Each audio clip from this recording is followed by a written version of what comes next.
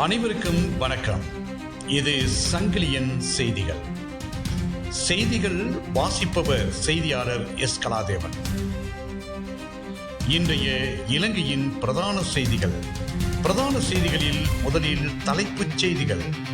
$200 million அவசர நிதியுதவி. IMF நாளை தீர்மானம். அனர்த்தத்தில் உயிரிழப்புகளை குறைத்திருக்கலாம். அதிகாரிகளை அச்சுறுத்தி உண்மையை மறைக்க சதி. நாமலின் வருகைக்கு எதிர்ப்பு. கூச்சலிட்டதால் குழப்ப நிலை. 50,000 ரூபாவுக்கு குறைந்த நிரப்பு மதிப்பீட்டு இன்று பாராளுமன்றத்தில் சமர்ப்பிப்போம். நாளை விவாதம். நீர்கொழும்பில் அதிகாலையில் பயங்கரம். 4000 அடி உயரத்தில் 2 மணி நேரம் சுற்றிய துருக்கி விமானம். குவைத்துக்கு தப்பி ஓடிய நிலையில் நாடு திரும்பிய பிள்ளையானின் சகா சிக்கினார்.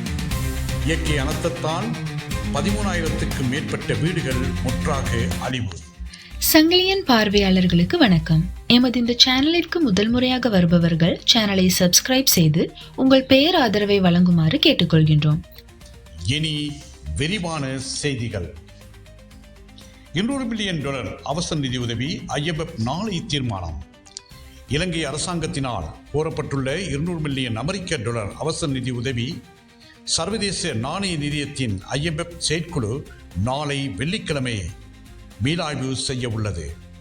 கடந்த மாதம் ஏற்பட்ட டிட்வா சூறாவளியினால் நாட்டின் பல பகுதிகளில் ஏற்பட்ட பரந்தளவிலான அழிவுகளை தொடர்ந்து இந்த நிதி உதவி கோரப்பட்டுள்ளது.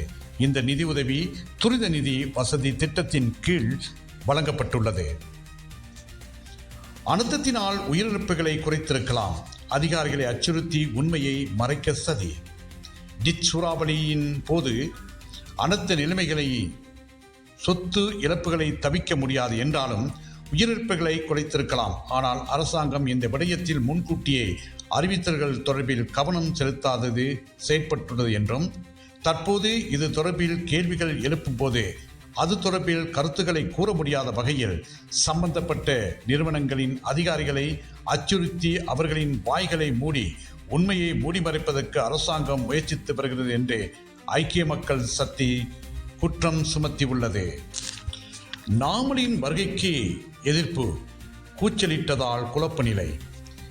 இளைஞர்களை திசை திருப்ப முயற்சி.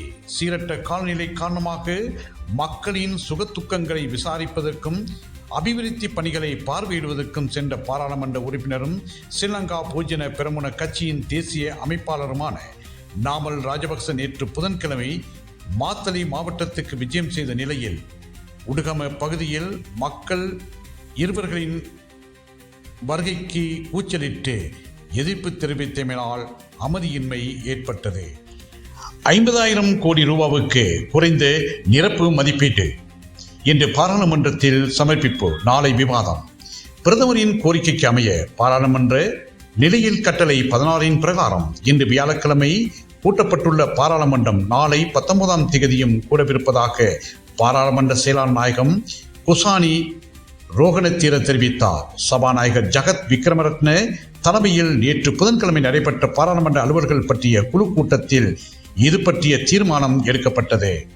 குவைத்துக்கு தப்பி ஓடிய நிலையில் நாடு திரும்பிய பிள்ளையானின் சகா சிக்கினார். CID-யினால் தேடப்பட்டு வந்த போது குவைத் நாட்டுக்கு தப்பி ஓடி தலைமறைவாகி இருந்துவிட்டு மீண்டும் நாடு திரும்பி வந்து 4 நாட்களின் பின்னர் பிள்ளையானின் சகாவான அஜித் என்பவரை மட்டக்களப்பு கொண்டையங்கேணியில் உள்ள அவரது வீட்டில் வைத்து நேற்று புதன்கிழமை கொழும்பிலிருந்து சென்ற குற்ற விசாரணை பிரிவு போலீசார் CID கைது செய்துள்ளதாக போலீஸ் உயர் அதிகாரி ஒருவர் தெரிவித்தார். இயற்கை அனர்த்தத்தினால் 13,000க்கும் மேற்பட்ட வீடுகள் முற்றாக அழிவு. டிட்வா சூறாவளியினால் ஏற்பட்ட பேரிடரால் நாடு முழுவதும் முற்றிலும் அழிக்கப்பட்ட வீடுகளின் எண்ணிக்கை 13,000 தாண்டியுள்ளதாக அனர்த்த முகாமைத்துவ மத்திய நிலையம் தெரிவித்துள்ளது. நீர்கொழும்பில் அதிகாலையில் பயங்கரம். 4000 அடி உயரத்தில் 2 மணி நேரம் சுற்றிய துருக்கி விமானம். மரணத்தின் பிடியிருந்த 202 பயணிகளின் பாதுகாப்பாக தரையிறக்கம். துருக்கி ஏர்லைன்ஸுக்கு சொந்தமான DK-732 ரக விமானம் தொழில்நுட்ப கோளாறு காரணமாக இன்று அதிகாலை 12:28 மணியளவில் கட்நாயக பண்டாநாயக சர்வதேச விமான நிலையத்தில் பாதுகாப்பாக அவசரமாக தரையிறக்கப்பட்டதாக விமான நிலைய அதிகாரிகள் தெரிவித்துள்ளனர். இத்துடன் இலங்கையின் இன்றைய பிரதான செய்திகள் நிறைவு. மீண்டும் ஒரு பிரதான செய்தியின் ஊடாக உங்களை சந்திக்கும் வரை அன்பு வணக்கம்.